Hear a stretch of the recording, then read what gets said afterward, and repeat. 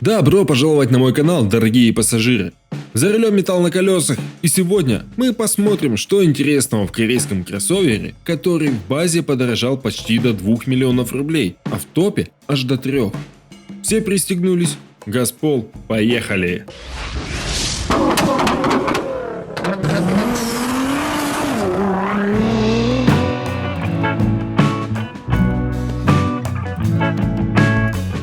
На презентации Hyundai Tucson 4-го поколения все крутилось вокруг слова дизайн. Вживую новый Tucson выглядит очень интересно. Посмотреть просто на интегрированную в радиаторную решетку головную оптику, хитрую пластику боковин, затейливые фонари, подобный футуризм Hyundai предпочитает называть параметрической динамикой. Пожалуй, в нынешней линейке марки этот кроссовер получился самым авангардным, переплюнув по смелости стилистических решений даже Санта-Фе и Сонату. Внутри аналогичная космическая обстановка.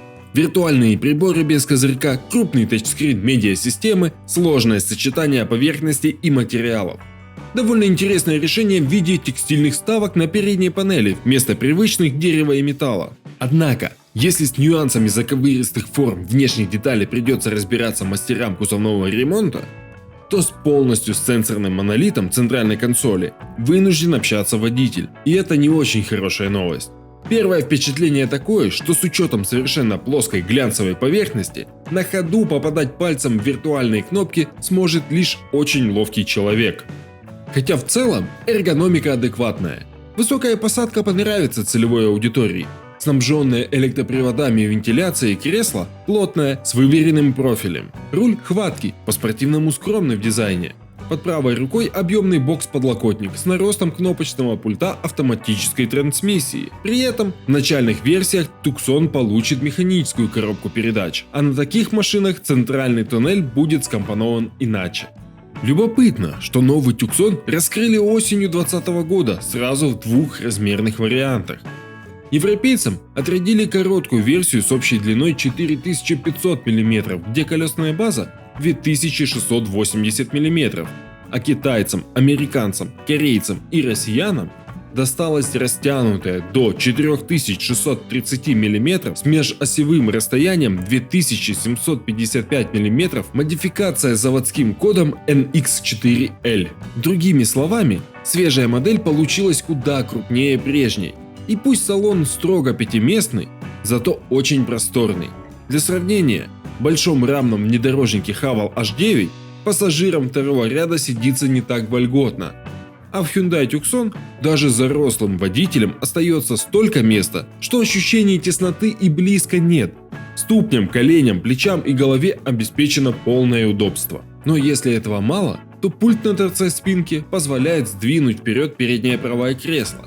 Также сзади хватает приятных сопутствующих вещей. Пол ровный, спинка меняет угол наклона, есть пара USB слотов, откидной подлокотник с подстаканниками и индивидуальные дефлекторы обдува. Багажник объемом до 1900 литров радует ровным полом и удобной конфигурацией.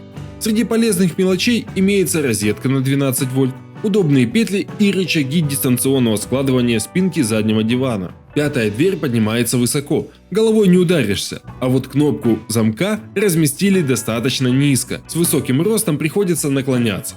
Из прочих неудобств – рулонная шторка без направляющих на боковых стенках. Чтобы попасть в фиксаторы с первого раза, нужно будет немножечко приловчиться. Еще не хватает системы фиксации груза или хотя бы сеток крючков для сумок и прочих легких вещей. В плане технической начинки новый Hyundai Tucson для России самобытен. С одной стороны, уже в базе кроссовер предлагает независимые подвески и дисковые тормоза по кругу, минимум 17-дюймовые колеса. С другой, нам не достались изобилие гибридных силовых установок с 48-вольтовым стартер-генератором.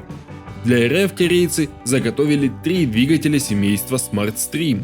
2-литровый турбодизель на 186 лошадиных сил из 416 Нм в паре с 8-ступенчатым автоматом и полным приводом. Бензиновый атмосферник аналогичного объема с мощностью 150 лошадиных сил и 192 Нм в сочетании с 6-ступенчатой механикой или автоматом, где привод может быть как передний, так и полный. а также бензиновую четверку с объемом 2.5 GDI на 190 лошадиных сил и 242 ньютон-метра, которая идет только с гидромеханикой на 8 передач и трансмиссией 4х4. Дизельный Tucson обещает средний расход топлива на уровне 6,3 литра на 100 км.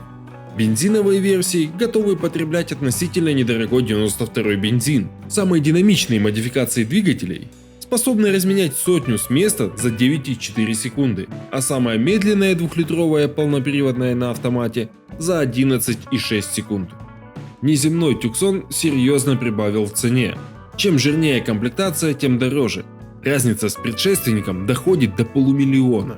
Начальный переднеприводный вариант с механической коробкой не взять дешевле 1 869 000 рублей, а исполнение с автоматом стоит 1 929 000.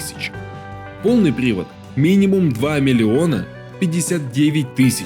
Мотор 2,5 литра стартует от 2 269 000, а дизель от 2 519 000 рублей.